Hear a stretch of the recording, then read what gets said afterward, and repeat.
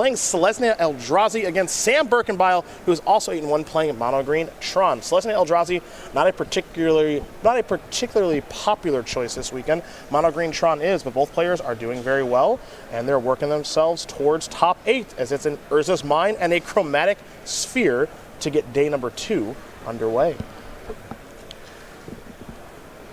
Prismatic Vista there for Warfield, and now Burkenbile is going to cash in the Sphere, play a Power Plant, play a Sylvan Scrying, and Tron is not hard for Sam to get to early this morning.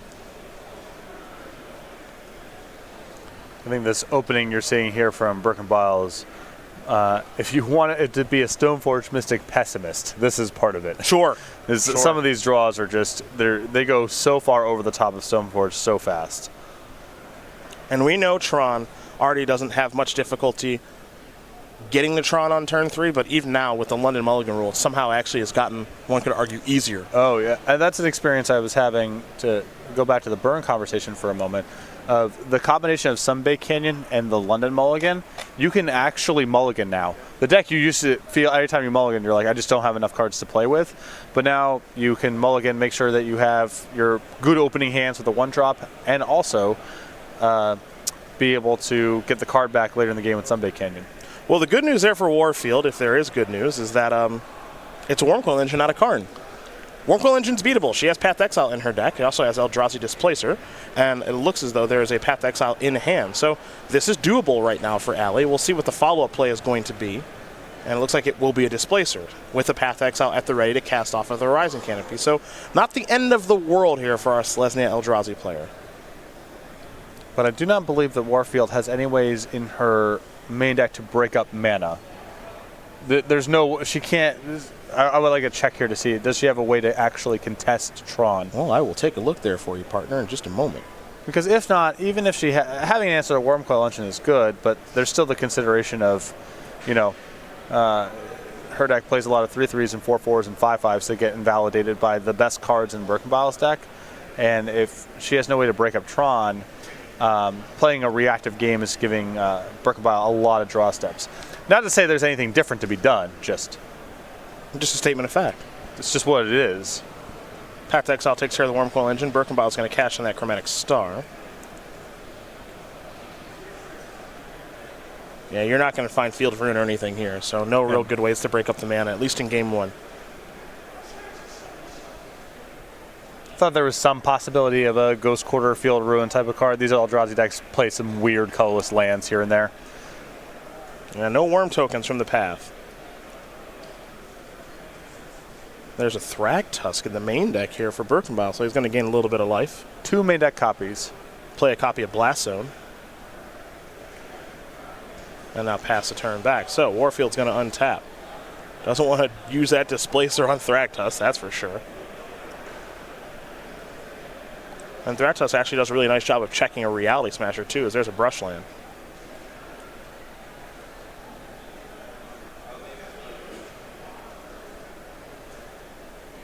This is a Stoneforge Mystic. There will be a trigger.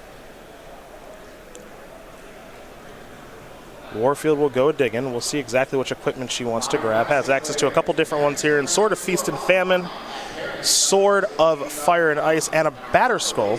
Going to go with the Sword of Feast and Famine here.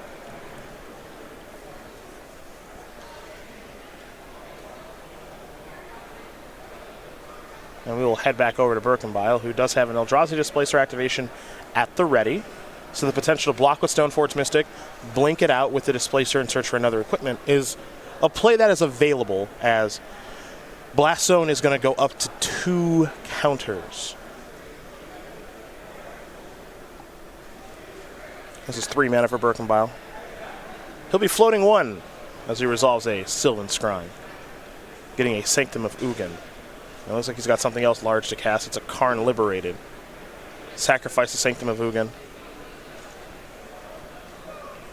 And now he will go get a Ulamog that ceases hunger. So chaining off nicely this turn is Sam. Yeah, this is the concern I have in the matchup from Warfield's side, is she's a little bit slow to the battlefield and doesn't break up mana. And that's typically not a winning recipe against a deck as focused and as powerful at the top end as Tron. Tron is doing Tron things right now. And it's looking quite good.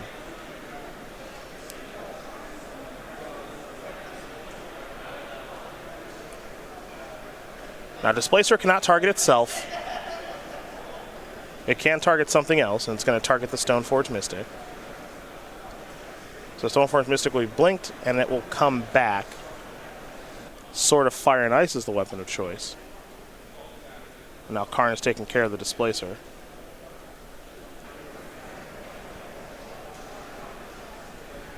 The bad news here for Allie is the Ulamog that is soon to come. Well, it's just, I mean, she's not appreciably faster than Tron and plays with cards that are just not nearly as powerful. Now, Warfield does have the ability here to play Sword of Feast and Famine, equip it on the Stoneforge Mystic, and attack the Karn to kill it. That's a play that's available that Burkenbile really can't do anything about. But even though that would kill Karn, that would be Allie's entire turn, and then things would get really, really bad for her the next turn. Yep. It's not like any one of these cards is just by itself blowing her out of the water. They just all require her whole turn or multiple cards to respond to. And Burkenbile just gets to present a new one each turn. So Prismatic Vista, pardon me, will be sacrificed here by Warfield. Going to fall down to 16 to get a basic forest.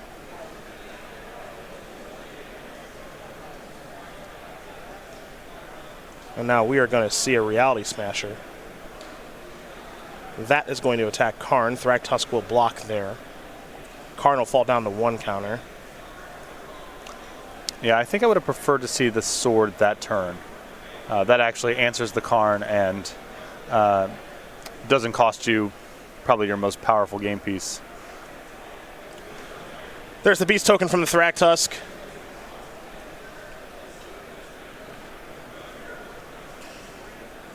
And you see 7 mana from Tron, 1 from a Forest, 1 from a Blast Zone, so it only takes 1 more mana to be able to play Ulamog. Sword of Fire and Ice is going to go underneath the Karn, as that elevator goes from 1 to 5. And now that is Nurse's Power Plant. Here comes Ulamog, the Ceaseless Hunger. There will be a cast trigger that I'd be shocked if Sam missed. He'll target Stoneforge Mystic and the Horizon Canopy, and now here comes that Beast token from the Thragtusk. And this is the appeal of Tron here, folks, if for some reason you've never seen it before. It's this big mana strategy that, when it goes undisrupted, is, one could argue, impossible to beat. I think I would have preferred no attacks there from the Beast token. It's small, but I think that Warfield's only way to climb back into this is Reality Smasher plus Path. Sure. And then you lose the Karn, and now it's a game all of a sudden. So sure, just leave, it potentially could be. Just leave the Beast token back, and then you can plus the Karn the next turn. Because what's that 3 damage doing for you anyway? Yeah, his position's so commanding, who cares? Well, there's an attack there for 13 points of damage, a new log trigger, and Allie Warfield will concede the game. So Samuel Burkenbile is going to win game number 1 here over Allison Warfield. Mono Green Tron up a game here over Selesnya Eldrazi. We will take a look at the sideboards, and we will start with Warfield, who's got 3 Damping Spheres, 2 Graph Digger's Cage, 2 Dismember, and a whole lot of one-ofs, thanks to the Karn, the Great Creators that are living in her list. A Tormod's Krypton and Snaring Bridge, a Liquid Metal Coating, a Walking Ballista, a Witchbane Orb, a Sorcerer's Spyglass, a Mycosynth Lattice, and a Batter Skull. The 3 copies of Damping Sphere, that's the most obvious thing. That actually breaks up Tron, which is the issue that Warfield can't address in the first game. Graph Digger's Cage and Dismember, not for these matchups, as the rest of the sideboard are supposed to be targets for Karn, none of which I see coming in. Other side of things here for Sam Burkenbile, who's very quickly up a game due to not having his mana disrupted. He's got 3 Nature's Claims, 2 Spatial Contortion, 2 Veil of Summer, and he's also got Karn the Great Creator, so let's take a look at his one-ofs. Weather the Storm, Dismember, Mystic Forge and Snaring Bridge, Witchbane Orb, Liquid Metal Coating, Mycosynth Lattice, and Sorcerer's Spyglass. The Nature's Claims are the best thing here. Warfield's got a fair number of artifacts, and the most likely cards she's bringing in will be artifacts or enchantments, so hedge a little bit against her sideboard. You could justify Spatial Contortion here. I don't think that Warfield's cheap creatures are threatening enough to justify here, and she has plenty of creatures that can't be killed by Spatial Contortion, so I would probably not bring it in. But, you know, there's Eldrazi Displacer, Stoneforge Mystic, a couple targets, he may want it. Those are the options there for both players. They will sideboard, shuffle up, and get ready here for game number 2. And while they're working on that, we are going to sell some stuff. Let's start with the StarCityGames.com weekly sale where you can save big on foils to enhance your collection. Such hits as Phyrexian Tower, Brainstorming Gazelle, Blade of Gold Knight you can find over at go.starcitygames.com/sale. But this is just one of many, Patrick. How about Commander 2019 edition? Just order that now at go.starcitygames.com/C19, and you can order Commander Edition 2019 today. How about pre-ordering Throne of Eldraine? You can pre-order today. Yeah. It'll ship out Friday, October 4th over at go.starcitygames.com/ELD. Preview is going to start for that. Big rotation coming. Previews will probably start for that on Tuesday. I've heard that they're not going to do any previews at PAX this year. Okay.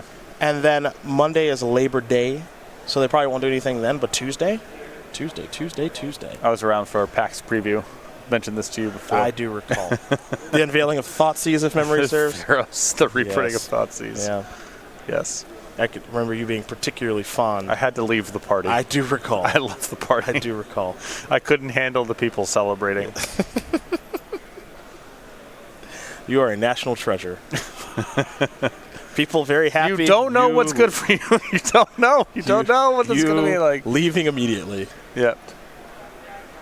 Can't just let the people be happy. No, the problem is that I can see into the future.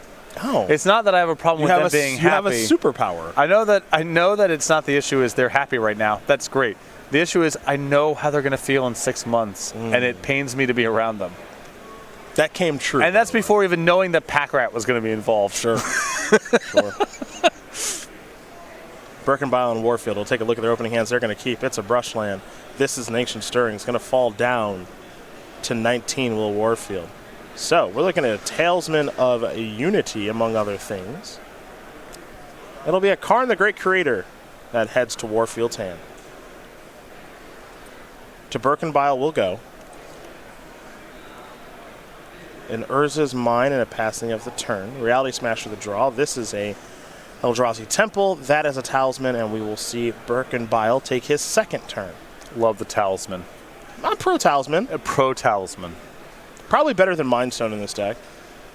Yeah, I mean, there's, Colored mana matters. Green white burdens, yeah, for sure. Yeah. A card that perhaps not quite strong enough to play in Hogak Summer. But now, a card you can cast. Yeah, here's Karn. The minus.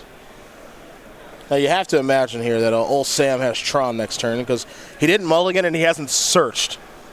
So I'm working under the assumption that 7 mana will be here turn 3. It'd be weird.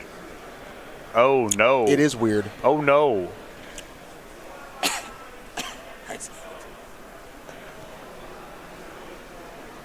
That ain't it. That ain't it. That ain't it, bro. The map. My understanding is that doesn't work now. Correct. Because of Karn. We call that a loose keep in the biz. I'm gonna turn that tower into a thing. How's that sound? And then I'm gonna plus Karn and that thing dies. You see how it's called a land destruction strategy now. Mm-hmm. See, Liquid Metal Coating turns any permanent to an artifact, and then you plus Karn and that thing becomes a creature. And it's a 0/0. Yeah, it's kind of cool. Well, I like the. I think it's cool. I think it's cool. Karn up to 4 now.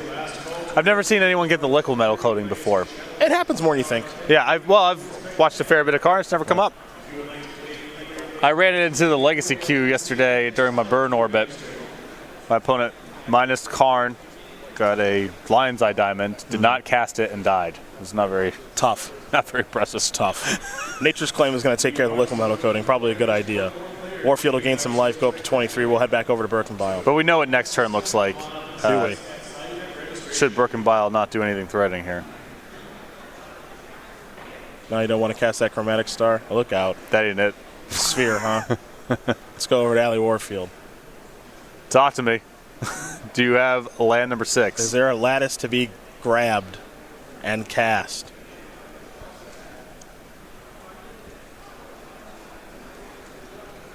Warfield may want to take a line even with mana number 6 here, out of respect for Nature's Claim, but I'm inclined to just do it. Do it. There it is. There's the Mycosynth Lattice. If this resolves and Burkenbile doesn't float any mana for a Nature's Claim, we're donezo. We're going to go to Reality Smasher instead. Beatdowns. Spatial Contortion. Goodbye, Displacer. Yeah, I did not know if this one was going to come in. And when Warfield went through her sideboard just now, I think that she had cut the Stoneforge Mystic, so she just does not have a whole lot of targets for Spatial Contortion in her deck. Yeah. Makes sense. Stoneforge, a little slow and not very powerful here. There's a land. Talk to me. There's a Lattice. We're done. We're donezo. All right. All right, look. I'm an honest man. You can't keep that hand if you're Sam. You can't. It's unacceptable. You can't keep that hand. It looked a little sketchy out of the gate, and the sketchiness was revealed on the third turn. The London Mulligan, you just throw those in. You can't keep 7 cards and not have 7 mana on turn 3. You can't do that. Can't do it, especially on the draw. Warfield's going to have some real cards. There's literally a new rule that says you can't do that. It's called the London Mulligan. I know. You can't do that. You get to just throw it back. You heard about this new rule, the London Mulligan? You seen this? You see this? It makes it so you just get the Mulligan as much as you want with no punishment. You seen this? It's crazy. Let's see. What do you want to talk about now? Do you want to sell him something? You want to give him something? You want to sell him something that's free? Yeah, I do. I think both players need a mulligan aggressively in this matchup because, as we see in the first 2 games, the losing player died with a lot of cards. A lot of cards in hand. A lot of cards left. It's not an issue of like, oh, I just ran out of stuff to do. It's not that kind of matchup. Let's go to the newsletter. That's free. We tried to get him to buy stuff a minute ago, so this one's free. How about that? It's on the house. Your source for Magic the Gathering news is the StarCityGames.com newsletter. Highlights from some of our best articles. Upcoming SCG Tour dates and locations. IQs and game nights near you. Best of all, totes free. Go to StarCityGames.com/newsletter. Look at Brian Gottlieb's beautiful face.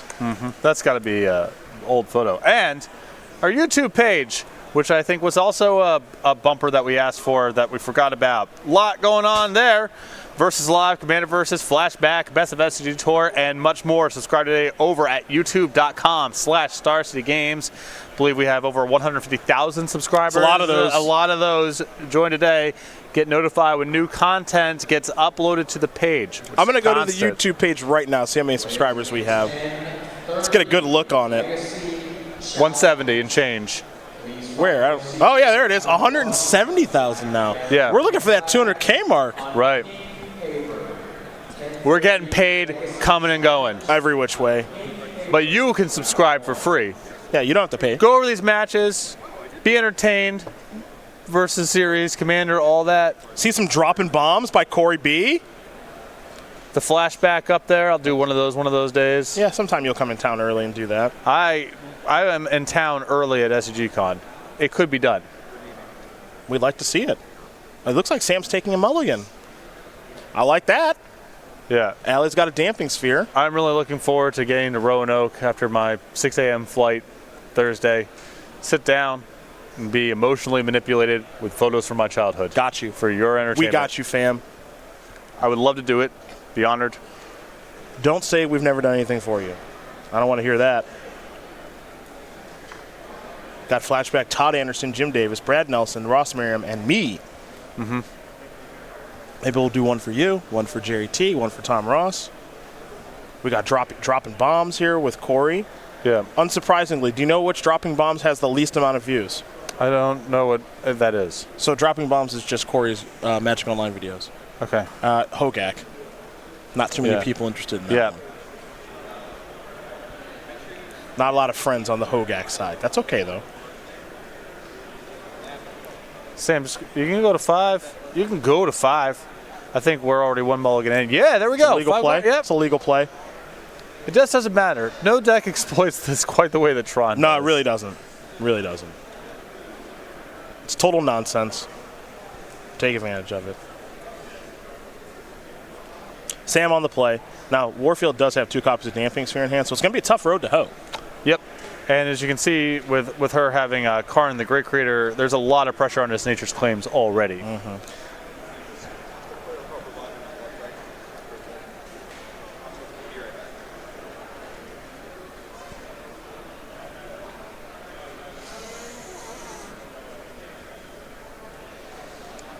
All right, time to look at 7 again.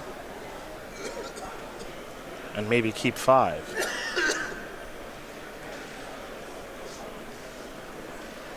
Ozone, Blast Zone 4.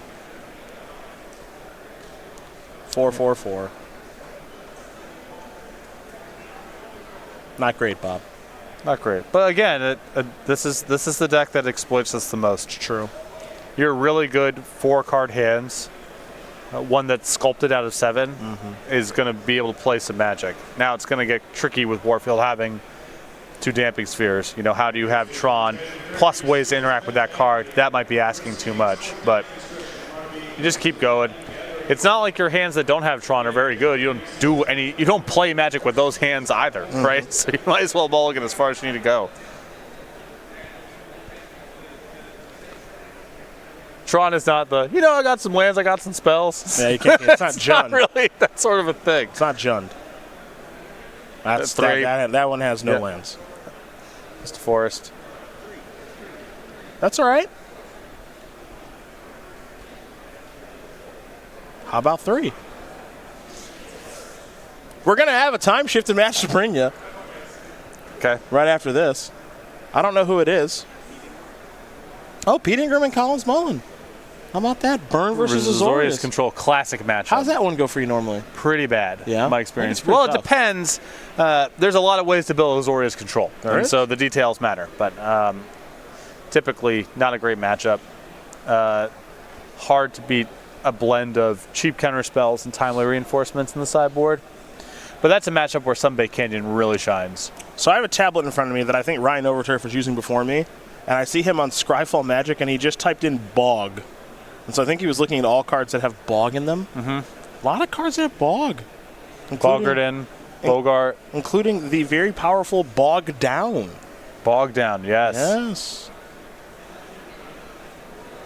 Yeah, 3-card hand, 2 Tron pieces and a map. Yeah, of course, yeah. Busted. Yeah. Yep. This is why you mulligan a bunch. Again, Now, I'm not saying Sam's going to win, right, but he has Tron on turn 3. Boom, your turn. Now you got to play Damping Sphere. Well, I would play Damping Sphere. I wouldn't get too crazy. All right, let's slow it down. Yep. Let's slow things down. Let's ping you for 1. 19 all. Now, will Sam get a Tower of Power? Will he get a Blast Zone? I like it. yep. I like BZ. Take care of Damping Sphere.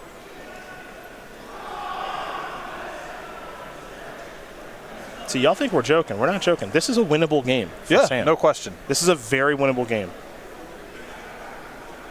Blast Zone, your turn. Let's take a look at Blast Zone. I gotta remember how to take. I think it takes XX to put a counter on it. XX to put a counter on it, and you can put as many as you want to on one shot if you have the requisite mana. Karn. And you tap it 3 and sack it to Powder Keg / Ratchet Bomb for the number of counters on it. Put a counter on this. Draw a card. Play the tower.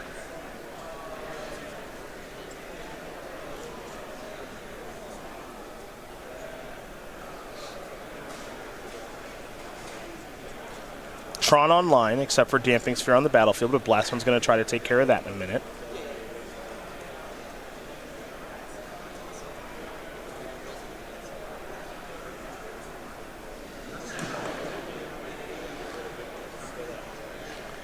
We're going to go to the coding. Okay. Yeah, I mean, there's the consolation prize here for Warfield is at least getting rid of Tron prior to having the artifacts blown up here via the Blast Zone. Float a mana. Plus, sure.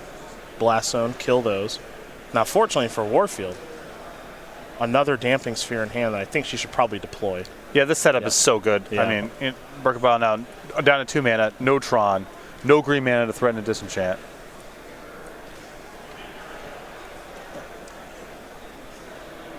Power plant, pass the turn back.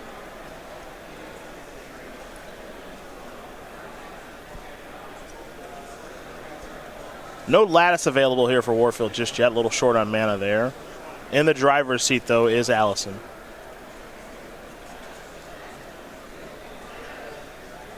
There's a Cavern of Souls. First one named Eldrazi. This one may as well. Gonna minus. There's the Lattice.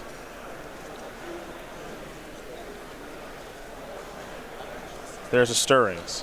I think Warfield here had the option of playing a Reality Smasher here, but I think she wants to just sew up mana number 6 for next turn.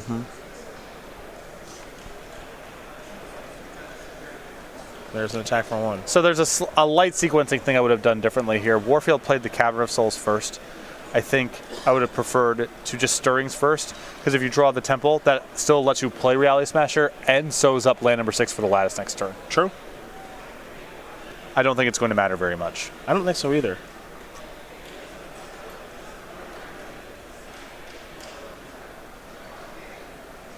What am I missing? Where's the green mana coming from? Where is the green mana coming from?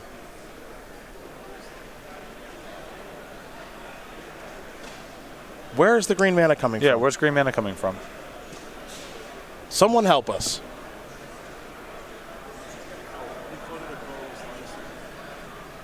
He floated a colorless Lattice says you can use any mana of any color. Okay, I didn't know that. Oh, I didn't even know that had a text box like that. I didn't know that. Cool. Good to know. That last line, okay. That's new to me. I've never seen that come up before. Literally never seen that happen. Okay. All right. There's an O-Stone. Some things you got to see once. You do. You got to see it once. Well, now it's time to crash some realities, I think. Yeah. Or smash some realities. Let's get this game over with. In for 6. So what is Warfield's good Karn targets left from this point? Beatdowns. Yeah, just beat down. D-Sphere beatdowns.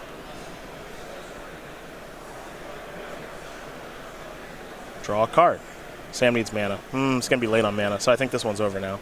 We're going to see another Smasher. Yeah, that's 12, and that should do it. Power up the D-Sphere. That should be a 12 Areno. Plus it, beatdowns. A competitive game for someone who mulliganed to 3, by the way. Right. Which is why you should mulligan very aggressively with Tron. And the fact that you can blow up the Lattice like that.